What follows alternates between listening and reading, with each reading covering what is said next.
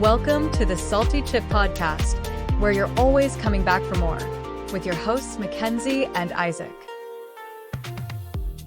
Okay, welcome back. So let's get into Dancing with the Stars.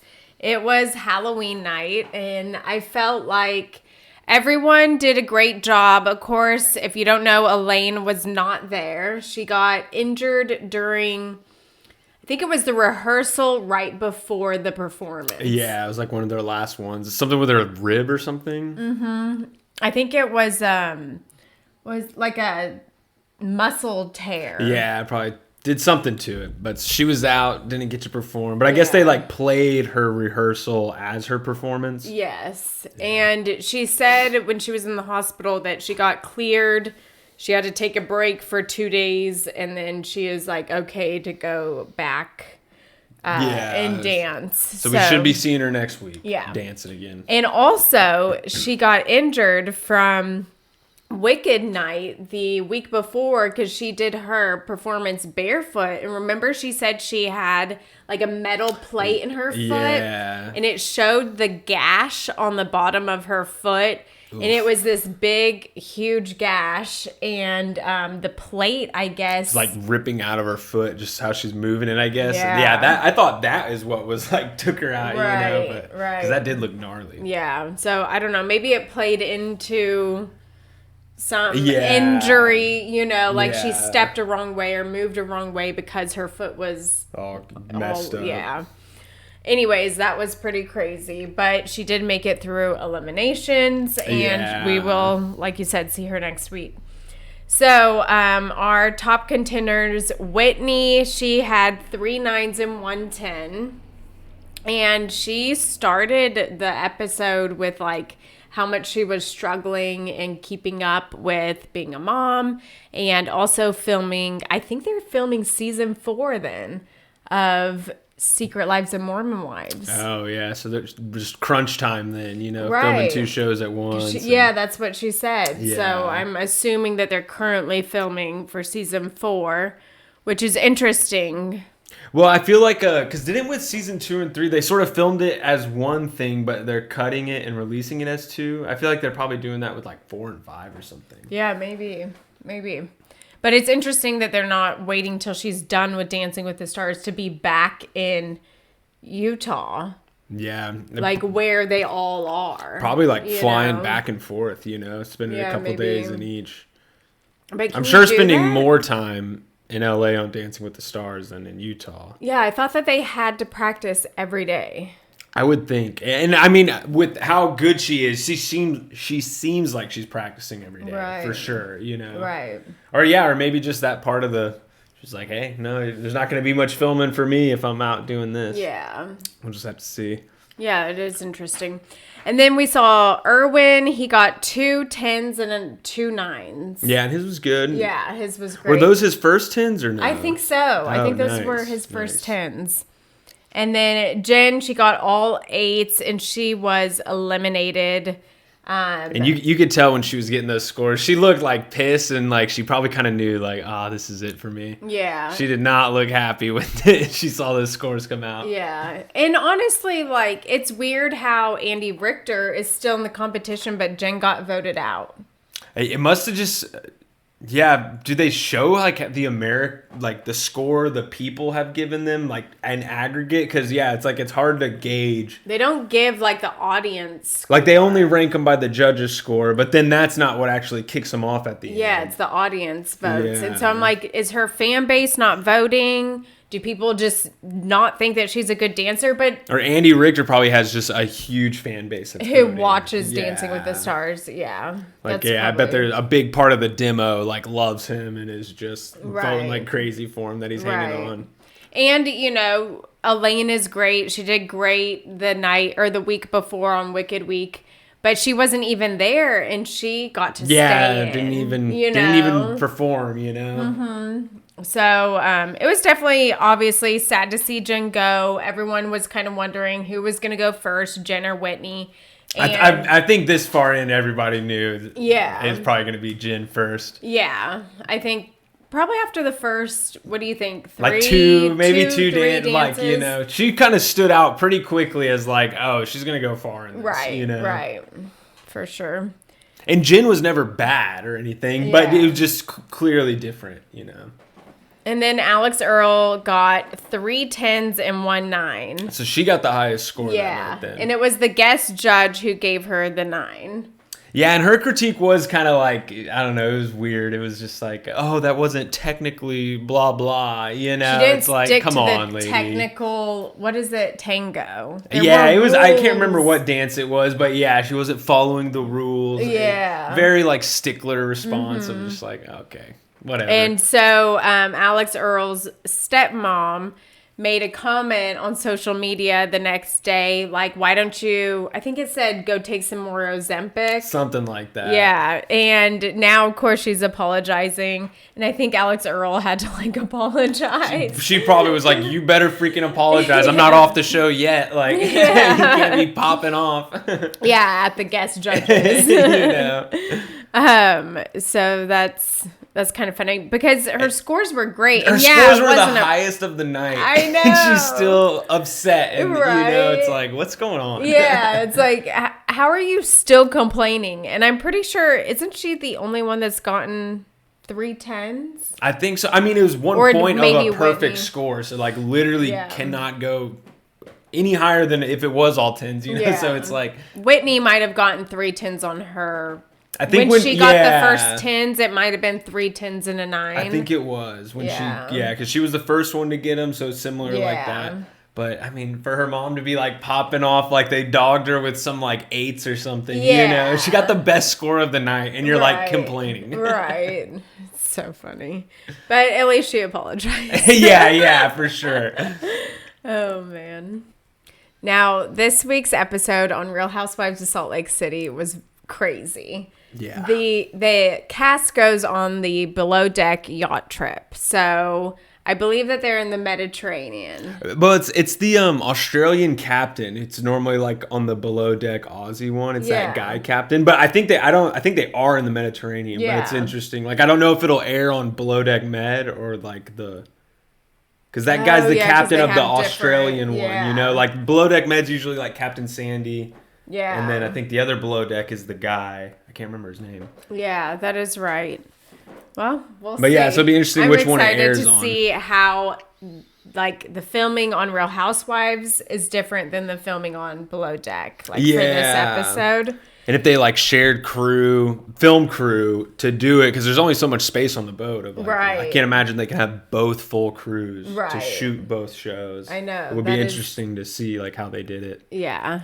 So anyways, they get onto the yacht. Heather announced to the ladies, you know, hey, we know Captain Jason. We're friends with him. Please do not, like, behave all crazy. Don't be acting a fool. Yes. We want to be able to come back on the boat. Yes. And she, like, doesn't want him to, like, see her like that, right?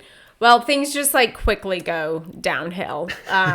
Immediate accusations against Lisa Barlow that Lisa is the one who brought up or...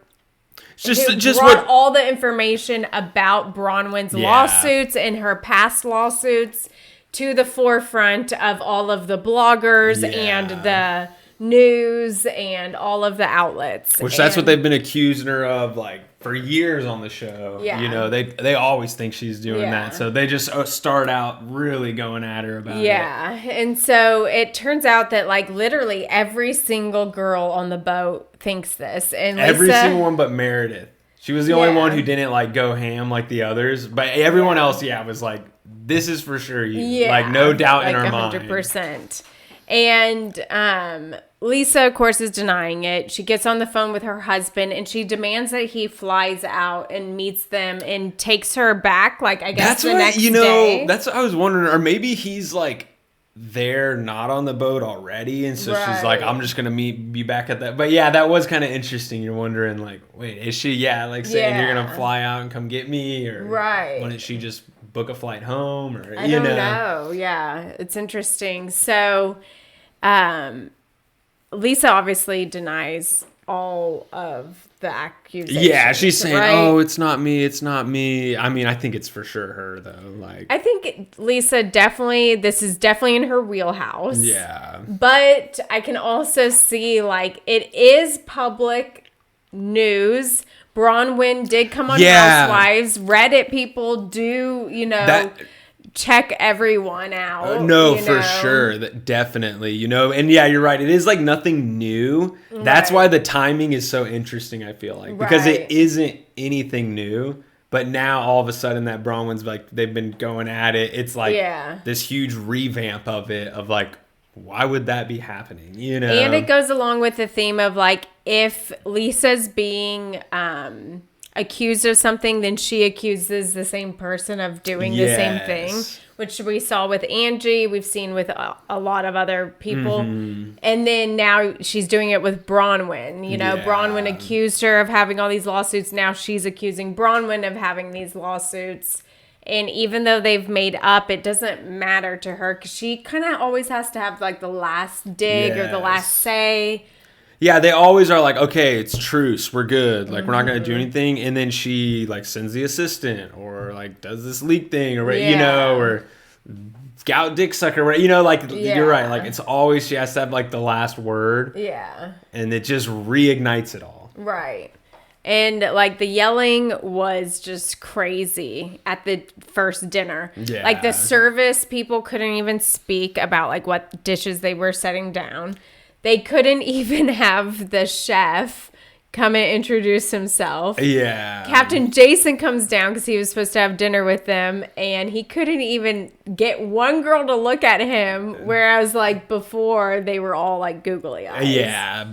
Just crazy. It's wild. And didn't something like they're dumping water on Brittany or something? Oh my gosh, like, how many glasses? They were just like going crazy. I think, over 10 glasses. First it was like a pitcher. Yeah. Then it was a couple glasses. They were just dumping water of glasses or glasses of water on each other like crazy. And I think the staff was just in shock. Yeah, some of the clips it looks like they're like, they can't tell like, oh, is this kind of like in jest or like, is this really getting like that turned up and like we got to kind of go try to intervene here and like separate these people? I think as time goes on, they realize how it's not like like, oh, they're seriously like pissed off at each other and like really like going at it. Yeah, like this is actually real life, like upset feelings, not just to put on a show, which I think they probably were under the impression that a lot of the Housewives drama was to put on a show,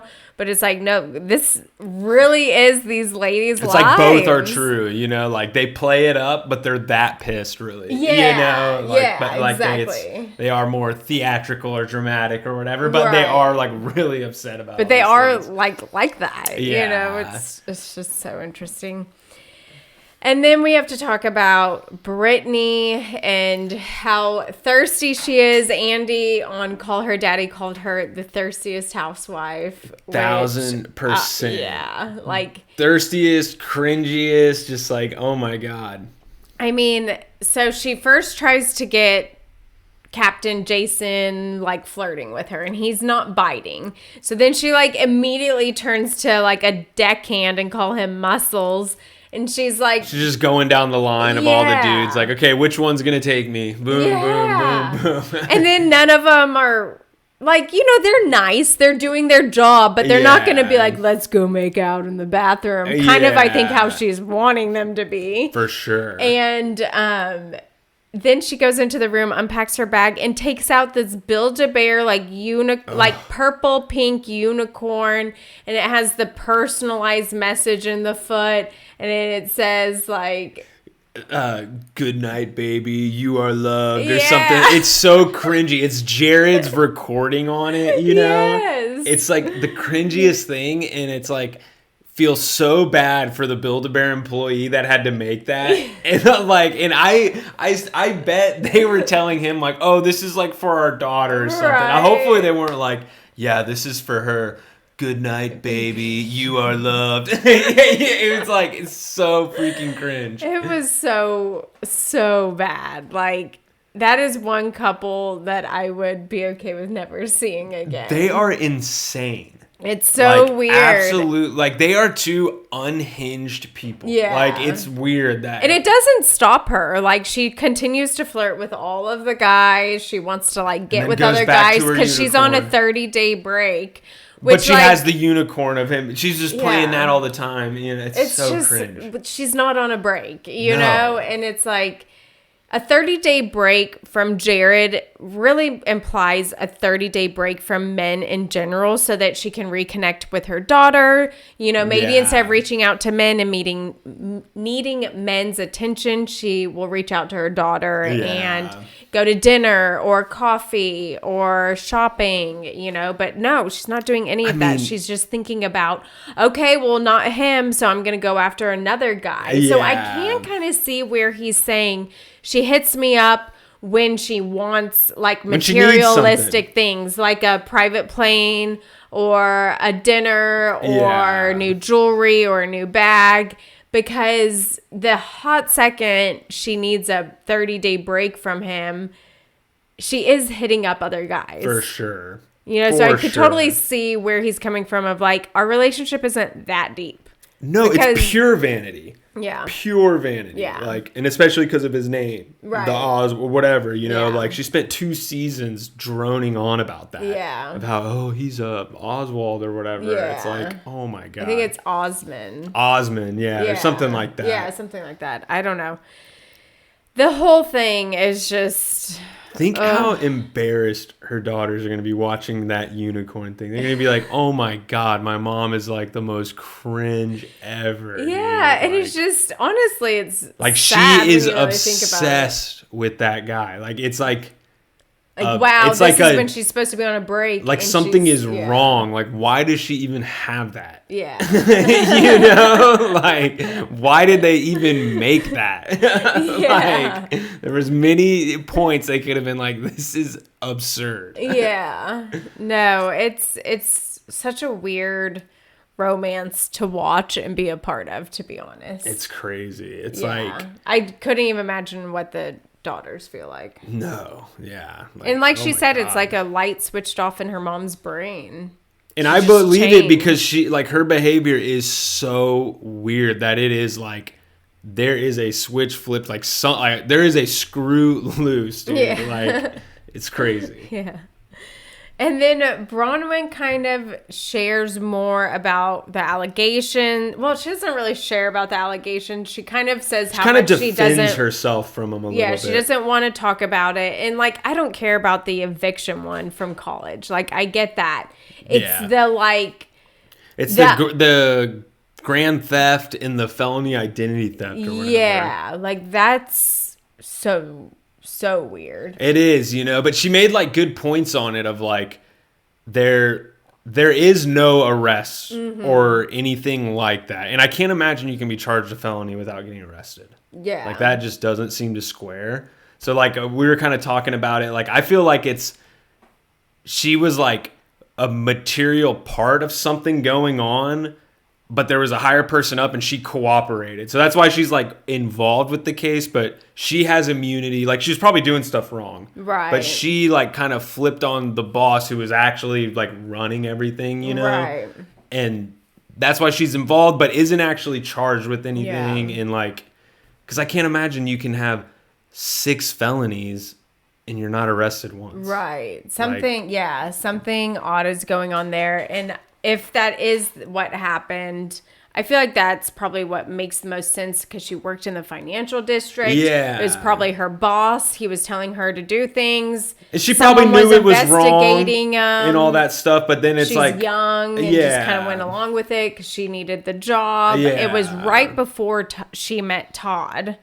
So... right before she dated and got with Todd. So I don't know if she knew Todd at this point or not. Right. You know? So the walls are closing in and it's like, hey, you're either going to help us with this or we're going after you too. You know, kind of But thing. It is weird that then it got settled in 2021, 4 years ago. It's weird. That it happened 10 years ago, but then settled. Well, that's what they're saying. It's something weird with the statute of limitations and Yeah, the whole thing is weird. Like, yeah, but it just something's not adding because up. of all the weirdness. To me, at least, it feels like it. She's like involved, but the whole thing isn't about her. Right. You know, like, but she is involved and probably was like a material part of it and is, like a witness or something. Yeah. But I'm sure more will come out as the season goes on. Like, hopefully the sleuths get sleuthing and they crack the case and can like unleash the documents. Right.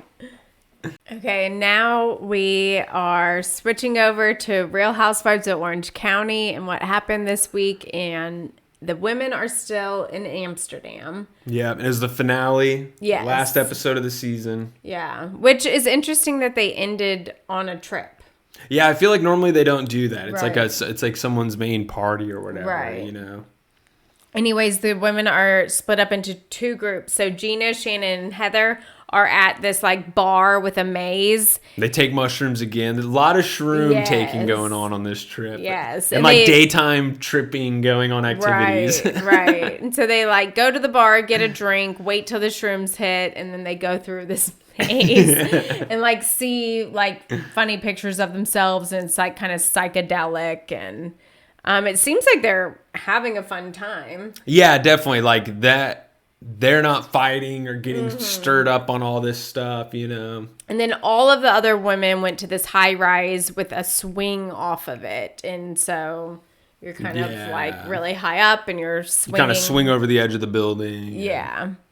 And so the ladies at the high rise swing sit down for a drink, and Gretchen and Tamara are still at odds deep down, but doing that kind of like, oh, I'm sorry thing, and it never lasts. It seems like like that moment at the start of the episode, like it seems like, oh, they actually might have resolution here, you know, like Gretchen's like, you know, now that you know what it's like to know someone who's like dying of cancer, like, don't you feel a little bad for how you treated me when you knew my husband was dying of cancer, or my fiance or whatever it was? Right. And like they have some sort of resolution on that, and it seems like they're like actually gonna be good. You know, it seems like, oh wow, this is like maybe an actual breakthrough going on here. But it's not, because we've seen this many times. They'll like do this little kumbaya makeup thing, and then like the next scene, somebody's going balls to the wall at them. So then the next scene is Tamara now bringing up all of the homophobic posts that Gretchen made, allegedly.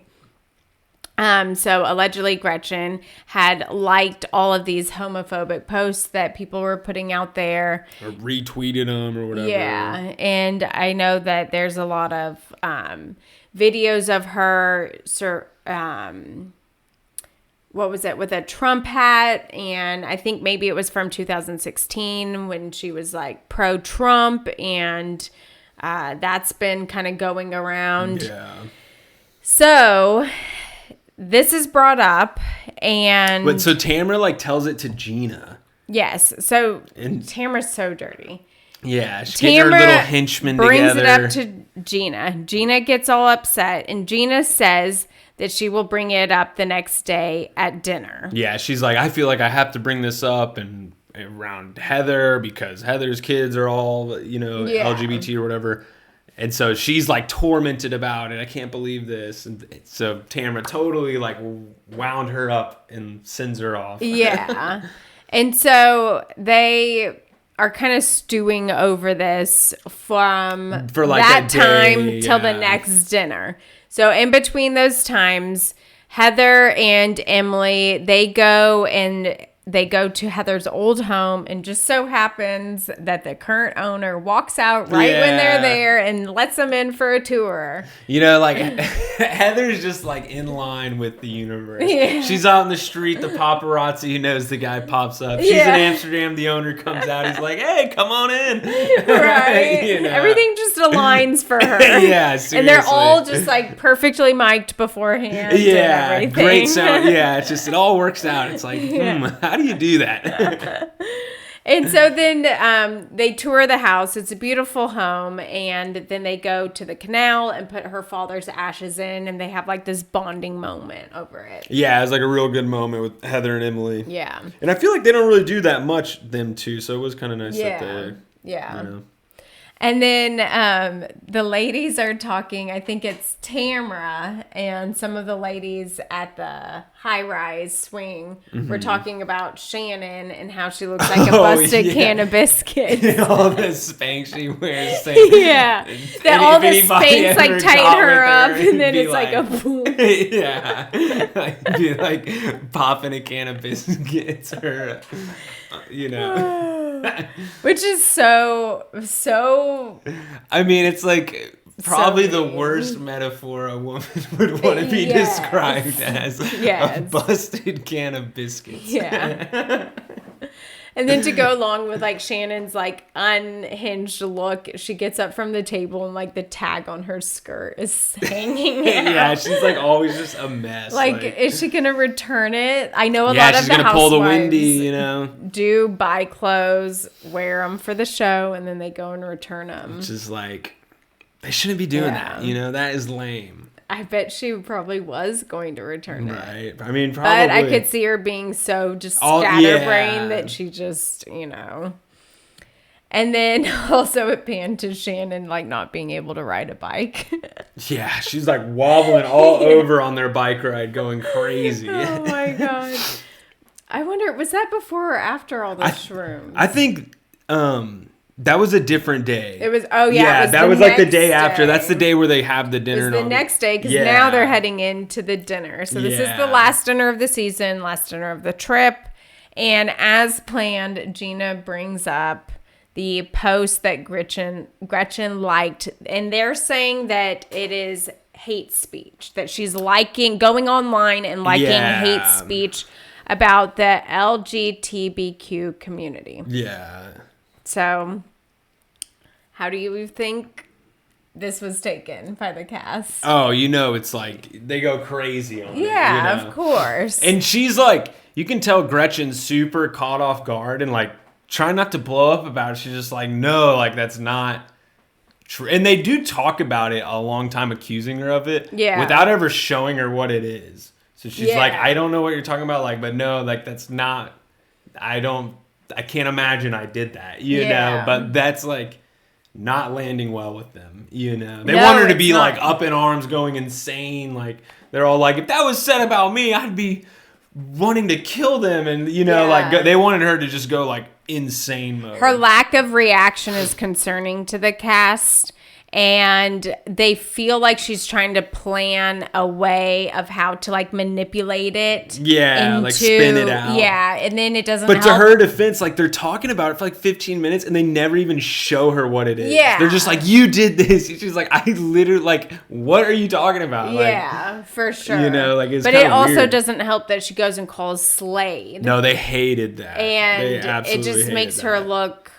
But Heather went and called Terry. Like they're trying to get a story together. Yeah. Like, sure. Okay, I'm letting you know what's going on so you can go concoct the story and call me back so then you can let me know how to spin it all. And like I've said before, her as a housewife isn't like a housewife. It's them two together is the housewife. Very much so. And that's the problem, is there's no scene where Gretchen won't go call Slade for guidance and assistance on how to spin or handle the situation.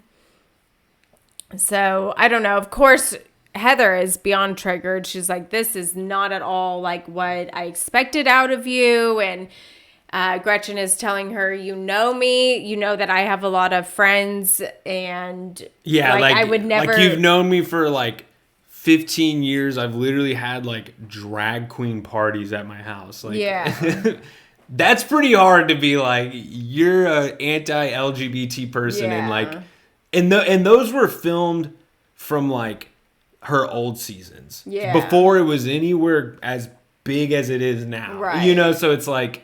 I kind of get where she's coming from with that too. Like, it's almost so crazy that it's like, that doesn't even make any sense. Like, y'all all have been at many things that I've set up and done. Right. That de facto prove that's not what I think. Right. Like. Well, and then she finds out that Tamara is actually the one that brought this to Gina. That's what's so crazy. Like, the dinner, it ends and they all hate her. Remember, they won't even let her get in the van? Yeah. They like scream at her to get out of the van and stuff. And then the next day, they're in the van going to the airport, I guess, and Gina's like, I actually couldn't find like any of the posts of the actual posts. Yeah, like none of the posts are actually there, and like it's all like screenshots of a post. And but even when we looked, looked up the posts, we couldn't find them either. And of the ones that like they said were real, they were of random accounts that had like 40 followers. Yeah. Like, why the hell would Gretchen be following some random account with 40 followers? Yeah. And liking their anti-LGBTQ posts or whatever. Yeah. Like, when you do start to look at it with some scrutiny, it's like, those could so easily be faked. These accounts don't even make sense that she would be following these people. Like, the accounts don't even look like they're people with 40 followers, but they might be huge, like, Real Housewife fans. Right. They're, like, totally random bot-looking accounts, right? You know, 100%. And then also, didn't Tamara say she got it from iHeartRadio, which is the company that she does her podcast for? Yeah, which like I don't believe she got them from iHeartRadio. I think she was saying that to try to make it. She's trying to like appeal to authority. Like, this isn't from me. This is from the big iHeartRadio company, you know. But I don't know. It's fishy. It's like, so is this a real post? Is it not? The women want her to prove. That's how the night post ended. They were like, we're not going to be your friend unless you can prove it's not real. Yeah. But then in the car the next morning, they're like, we can't even prove the posts are real. Yeah. Did we just totally nuke her last night on something that's not even true? Gina like, we starts can't find thinking for herself and starts kind of feeling bad and goes, oh, wait, did Tamara just use me? Yeah, just like, to do her wait, I dirty can't work? find a single one. Yeah. And even like when we were looking them up too, you couldn't even find the original account. There was like another fake account with the same profile picture of those ones, but it's not the same username, and the tweet's not even there. So it was very like, and I'm sure she kind of saw the same things looking it up of like, wait, this could have for sure totally been all fake. Yeah, and like it's super easy to doctor up anything these days. Any web page, you can right click it and inspect the elements and make them say whatever you want. Yeah. Like literally any web page, you know, to take a picture of it. So it's like, that is not like smoking gun evidence of anything unless everybody on their own phones can go look it up and find it and say, oh shit, that's real, you know? Yeah. So then it gives a recap of what all the ladies are doing, and it sums up, you know, how they usually do the last episode. And then they pick up cameras because 1 week later, it is known to production that Tamara has been leaking like all the girls started getting DMs from somebody saying like, hey, I'm trying to expose the truth. And he gives out information that hasn't aired yet to show like I'm legit, like I'm not just some random person on the internet saying I know these things, telling these people exactly how the season played out 3 months before the season even aired. And from what they show of the conversation, he does basically like all of the big fights. He calls out the locations, who's it's with, when it happens, what it's about, you know, like way before it aired. So it's like, okay, somebody is 1,000% telling this person everything. Right. You know, and he's saying it's Tamara. And didn't he say that he doctored up those photos? I don't know if he said anything about doctoring up the photos, but I think he said that like the whole thing was a plot to make Gretchen look like terrible. And the whole thing with Katie was a plot to like, she was explaining to him what she was trying to do, like use Katie to get Gretchen, you know, like all these things, and then turn it back on Katie, but then bring her back, you know, like.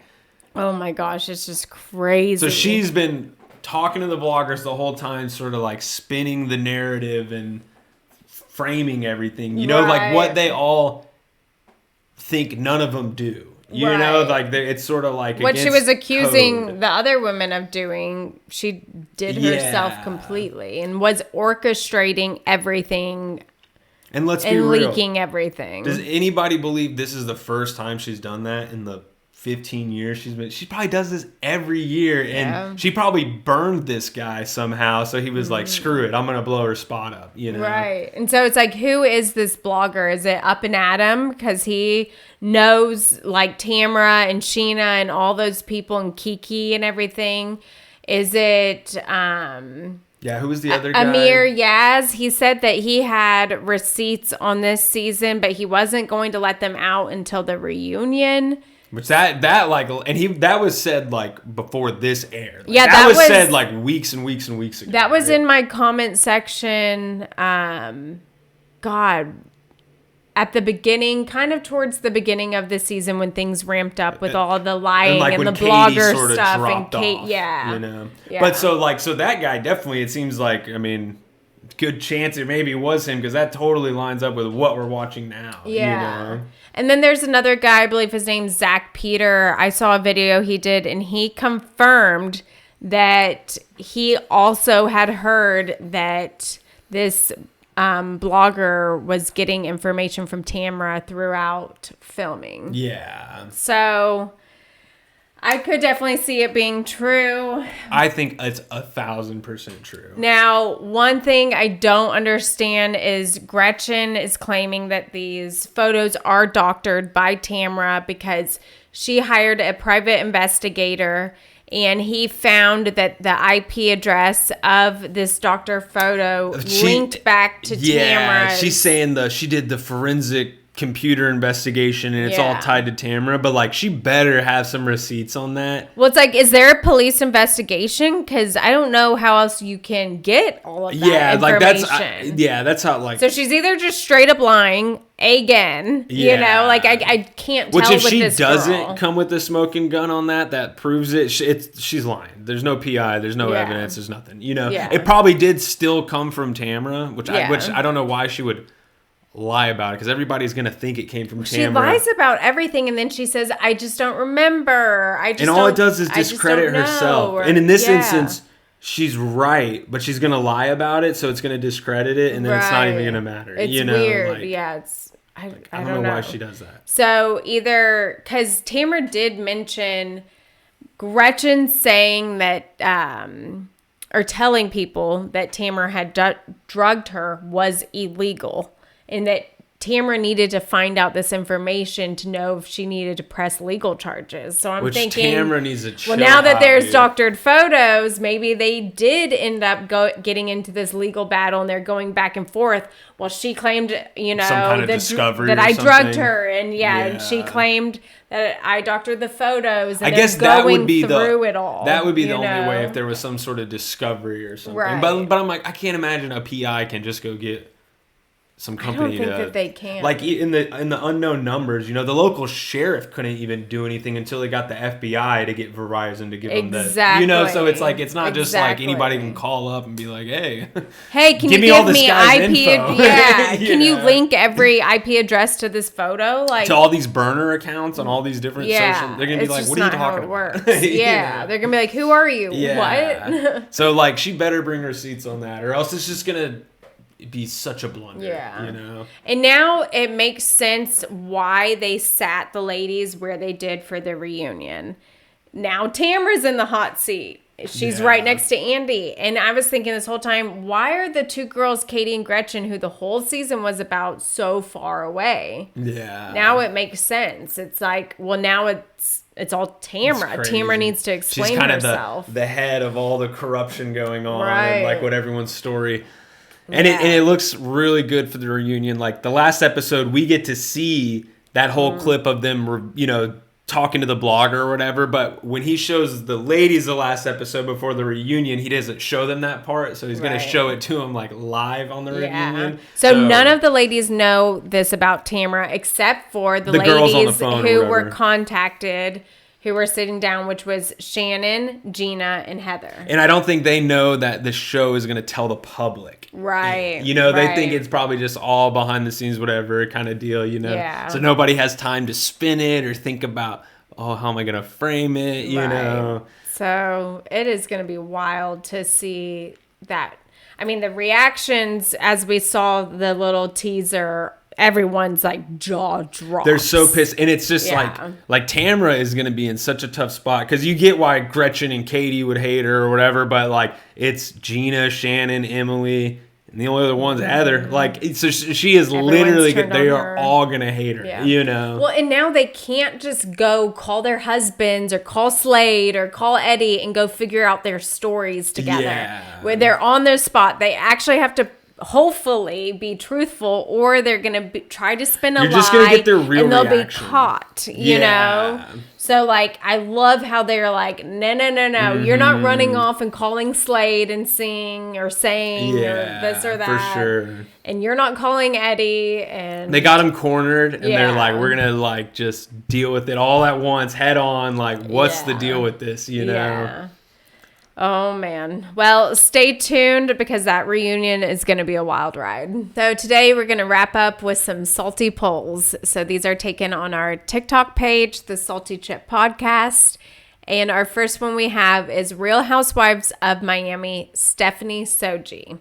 So after watching season 7, do you like Stephanie Soji?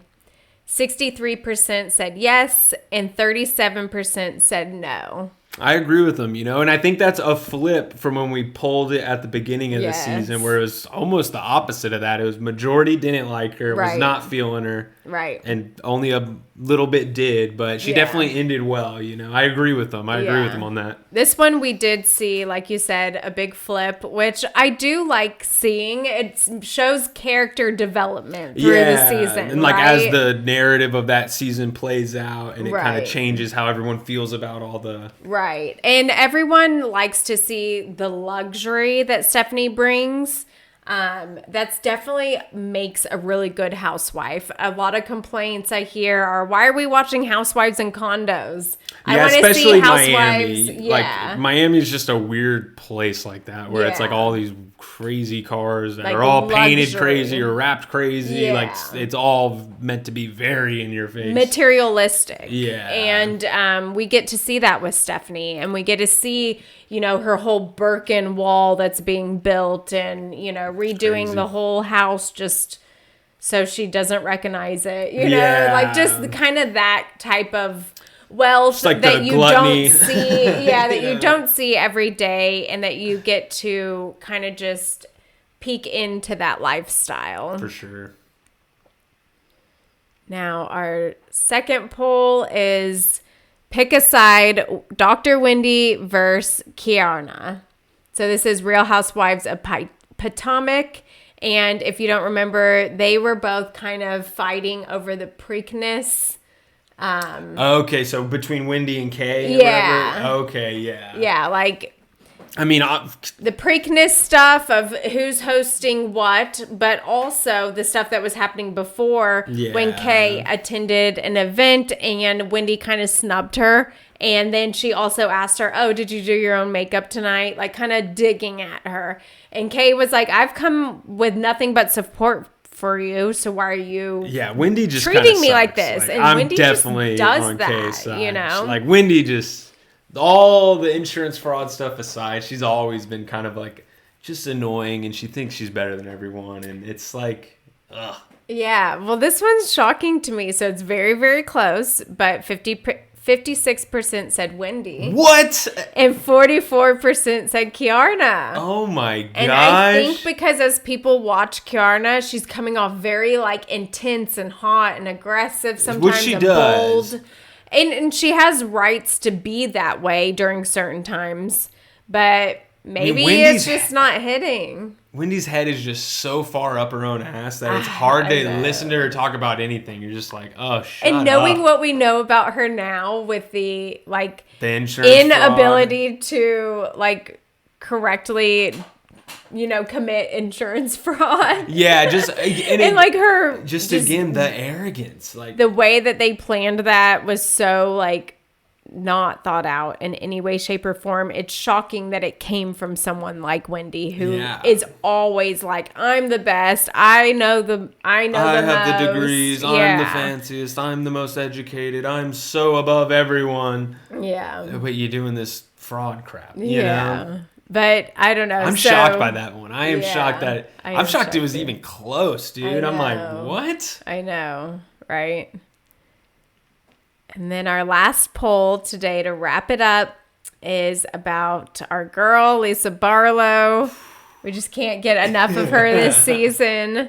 So, do you like Lisa Barlow this season? And this one honestly shocked me.